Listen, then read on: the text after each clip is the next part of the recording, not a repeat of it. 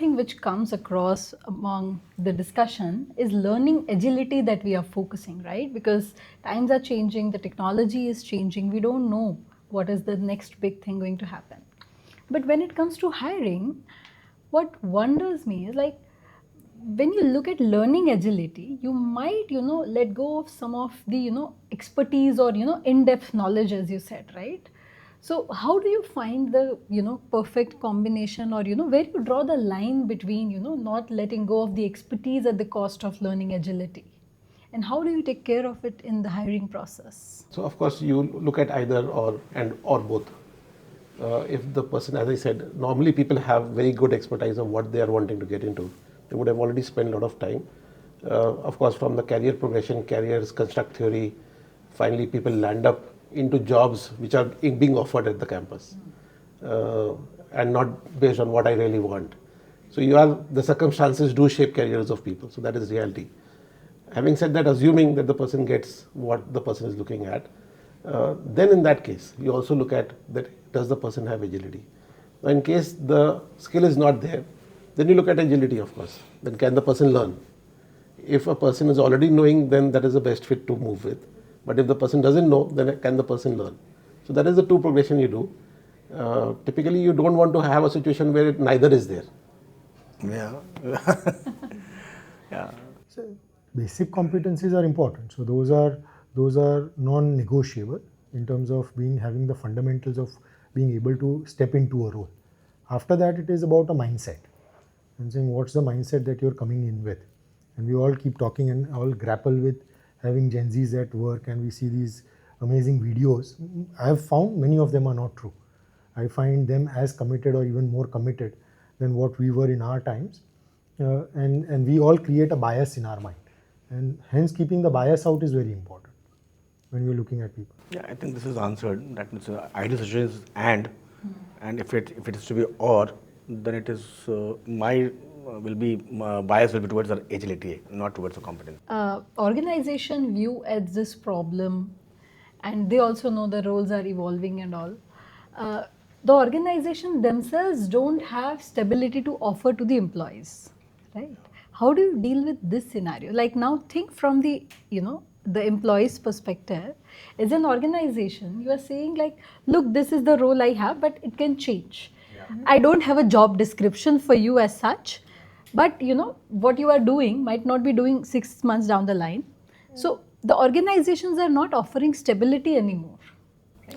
So how do you attract talent in such times? Fair point. The key is transparency, and the key is career ability. That is, it is a hard reality that you will not be able to offer careers to everybody. Its pyramid is still, right? We are still not working in a network organizations. We are still, that is yet to evolve actually.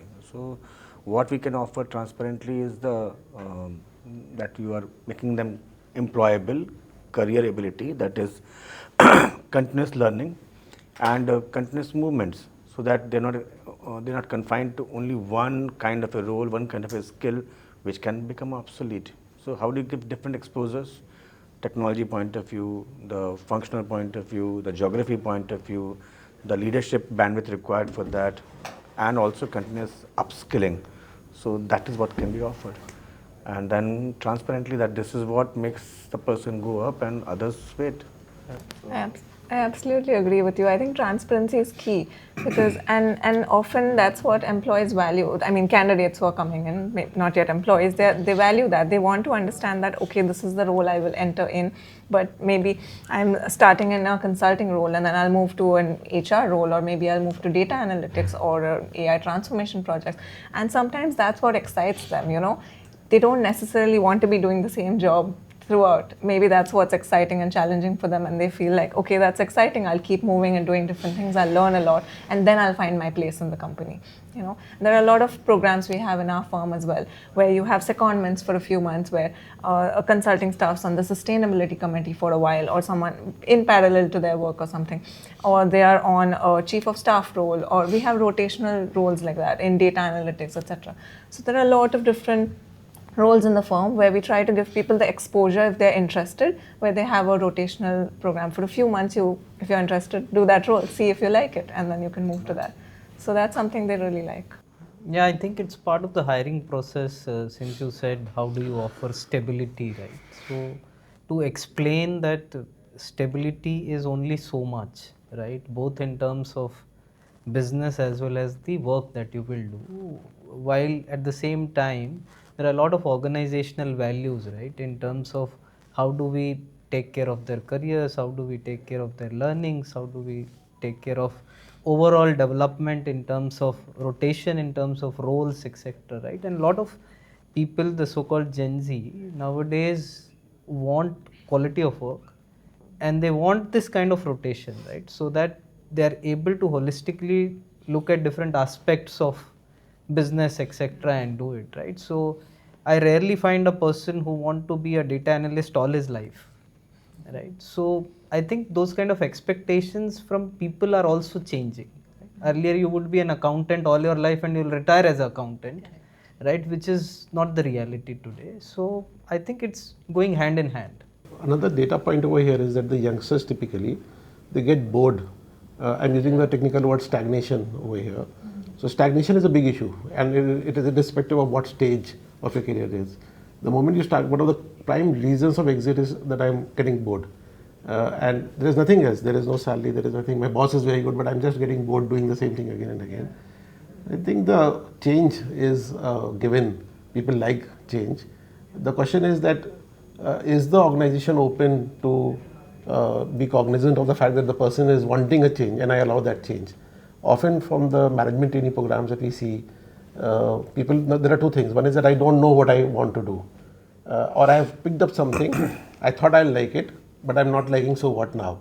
Do I change? Do I leave the organization, or will you give me some other opportunity? Organizations understand that, and they have a formal rotation policy while the management training program is running, 2 years program, 1 year program. So you rotate across departments. But once you decide upon that this is something that I'm liking, I think I can do well, then you hang around with that area till the time you like it. The moment you think that no, I want to change again, opportunity should be given to change. I think it is a give and take. It is a lot of dynamic situation that you get into. You don't want to mess up when the person is liking something. Then those roles typically remain stable that way. It is not something that everything is changing every 3 months, every 1 hour. Organizations are fairly stable. Yeah. That is all. So I think it's a mix of both. Like there could be an accountant who wants to stay an accountant all his life. There might be an accountant who wants to do different things, just to build on your example. Yeah. So organizations are understanding that there are different types of people, different groups of people, different age groups, and you have to adapt accordingly. And instead of boxing them into, millennials want this and boomers want this, it's more of thinking, how can we learn from each other? How can we, complement each other and blend in? What is it that generation is doing that we should learn from them, and what is it that these people are doing? So I feel like it's a lot of blend and complementing each other as well. Brilliant, yeah. So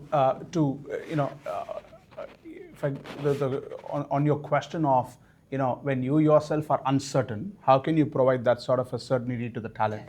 I'll probably break talent into 2 parts. One is, and every organization would have this, and any place which has people would have this. One is 70-80% of your talent, which is average, above average, which is run of the mill, which you need to keep the lights on.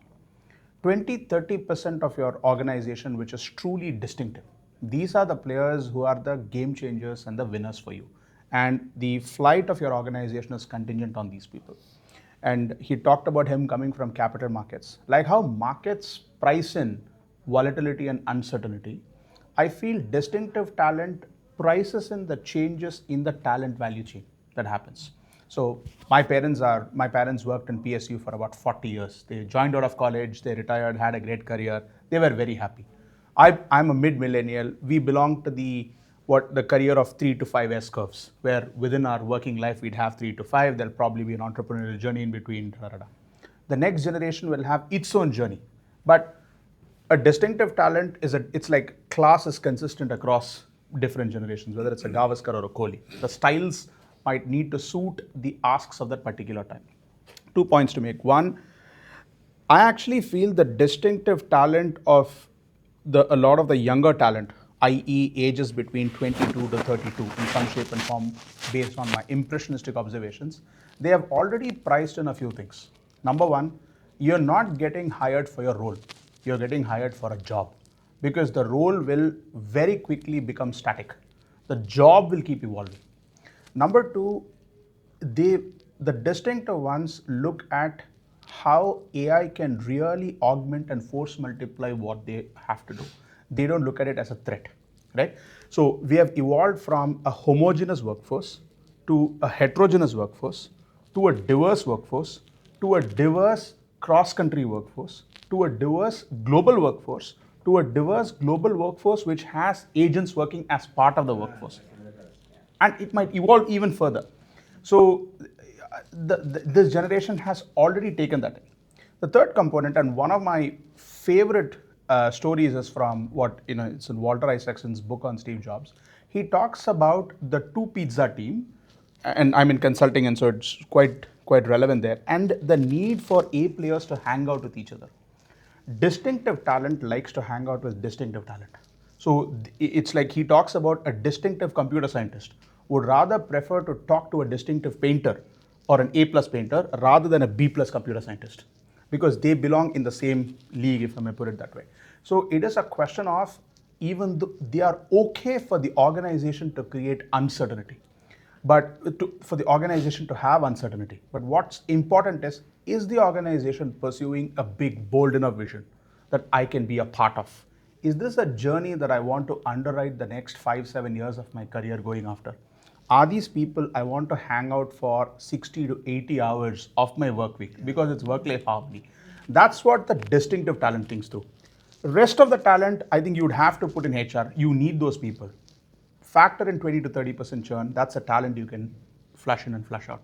But this is what, in my opinion, differentiates the flight of your organization.